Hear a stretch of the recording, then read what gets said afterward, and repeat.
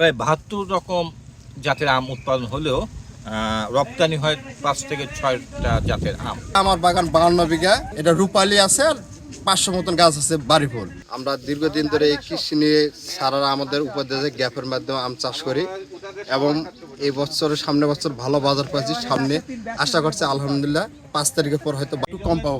আমার বাগান ৫২ বিঘা, সামনে বছর বেচা কিনা উঠছিল বাগান থেকে ২,৪,০০,০০০ টাকা। এটা রূপালী আছে আর ৫০০ মতন গাছ আছে বাড়ি ফুল।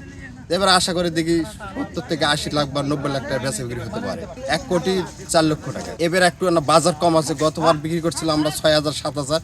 এবার বাজারটা নির্ধারণ করছি ৪ থেকে ৫,০০০ পর্যন্ত বিশ্বাস করতে পারবো আশা করি বাজারটা। প্রায় ৭২ রকম জাতের আম উৎপাদন হলেও রপ্তানি হয় ৫ থেকে ৬টা জাতের আম। এই রপ্তানির মধ্যে সবচেয়ে বেশি যে জাতটা হয় সেটা হলো আম্রপালি। রপ্তানি প্রায় 80% আম্রপালি হয়। এই আম্রপালি জাতের মধ্যে আবার সাপাহারের আমটা হলো সবচেয়ে ভালো।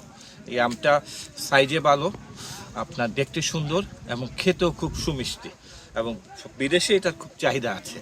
তো আমরা এই আমগুলোকে চেষ্টা করছি গ্যাপের আওতায় সুন্দর যে গ্যাপের যে আমাদের যেগুলো আমাদের প্যারামিটারগুলো আছে সেগুলোকে ফলো করে এই বাগানগুলোকে সেভাবে তৈরি করে আমরা উৎপাদনের দিকে নিয়ে যাচ্ছি, এবং এতে করে কৃষকরা লাভবান হচ্ছে, ভোক্তারাও আত্মতৃপ্তি পেয়ে তাদের প্রোডাক্টগুলো করতে পারছে।